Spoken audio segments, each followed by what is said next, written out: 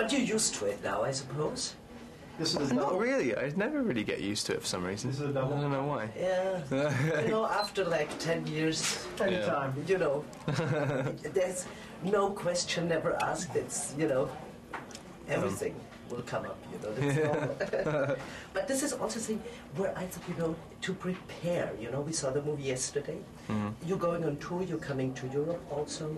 To prepare for all that, is that also a physical thing, or is it more a mental thing to go on a press tour like that? Yeah, I think it's a mental thing. I mean, I think there are certain things. Everyone, you know, as you were saying earlier, it's like you think. I mean, some actors can do it as well, where they can just repeat the same answers and just kind of get through it completely mechanically. For one thing, I can't remember what I said 5 seconds after I said it, and the other thing, I think I just pass out. If I was trying to say the same thing, I would fall asleep in this chair. So I think it makes it easier just if you're constantly thinking, and also you can make it into something about.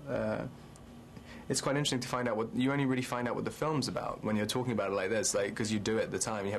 You're only thinking about your own character, and when you start, you know, trying to analyze it, because people are asking you all the time, and so it becomes quite interesting after a while.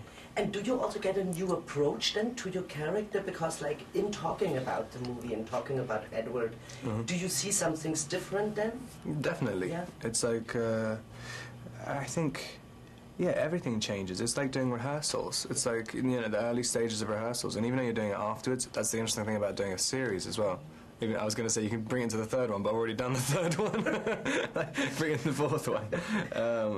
No, but I think it does help, and also it makes you kind of, in a strange sort of way, appreciate what you did in the movie more in a funny sort of way, because you kind of realize like, oh yeah, that's what I'm trying to do. That makes sense. So yeah. And I also had yesterday the feeling, maybe I'm wrong, but I had the feeling that, especially the main characters, you know, that you have, how can I say that, more embraced the character than in the first one, of course, because you could develop it over, you know, the second, and like you said, the third is left already. Yeah, I mean, it was a very different situation. The first one, I think, you know, everyone was scared about people who were making it, and no one really knew what they were handling. And then when the success of it came, the studio, everybody trusts you a lot more, and so you have a foundation to kind of experiment with other things. Yeah, so that kind of it was a lot more relaxed. And you're shooting in a cool location. I like Vancouver a lot. And then you also traveled to Tuscany. How was that experience? Yeah, Vancouver's really nice. I mean, we inevitably end up shooting just in kind of forests and stuff. So it's like, and forests look pretty much the same all the way up that coast. But Tuscany was just like shooting a completely different movie. I mean, it really felt like all this hype and everything, and the scene felt so big that it's like, okay, this is what the hype's about. This is the epic scene, which this feels like you're doing a massive movie now.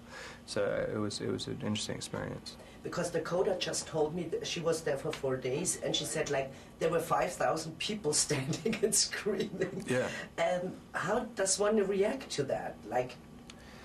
Well, I mean, it kind of happens every single time you do anything to do with Twilight, so you kind of you get used to it after a while. But I mean, when the scene's intensity matches up to the fan intensity, I mean, it's difficult to act when you're trying to do a kind of little scene where you're supposed to be just casual, and there's 2,000 people screaming. It's quite difficult to think it's normal. But when you are doing the kind of defining moment in the movie, and there's 5,000 people all waiting to see exactly what happens, like it helps for the anticipation to be there. And also to focus, maybe it helps, no? Yeah, no. I was saying to a couple of other people, I think stepping out into the sunlight in the scene in Italy was the closest I've ever felt to like being the character since I've done the whole series.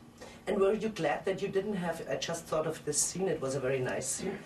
And also when Kristen runs, or Bella in that sense, runs through all these red dressed that it looks so fantastic. You know, it's a picture, and really imagine it. It sticks in your head.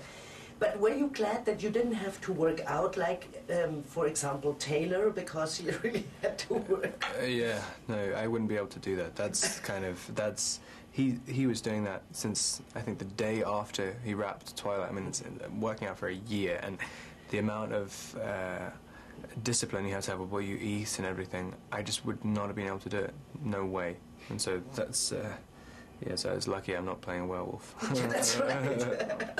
And also, you know, I thought, and what I liked in the second very much, I had the feeling it, of course, the books already, they're very close to the books, but it also develops more, and the characters develop in the sense they are more loose also. Mm-hmm. Would you emphasize that also, that, you know, somehow it was a relief? You know, all that, also that you could kiss now, and, you know, things were happening, so it developed. Yeah, no, definitely.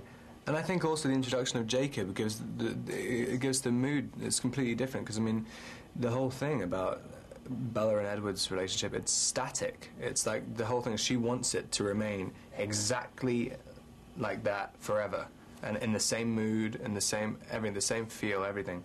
Whereas the whole relationship with Jacob, it's all pulsating, it's moving forward, and, you know, they're aging. You know, it's actually being part of life, and so it makes the whole movie feel different. Mm-hmm. Mm-hmm. I just talked to Michael Sheen, and he also said, you know, the fascination we have for vampires, because it's the dark side, you know. But I said there must be more to it. There's a lot of dark, also werewolves are dark. Why is it the vampires? Do you have an explanation for that? I think there's probably tons, but I mean, there's definitely something about there's definitely something. I mean, in comparison to a werewolf, it always seems traditionally that a vampire is very, very aware of his state the whole time, he's much more conscious of it.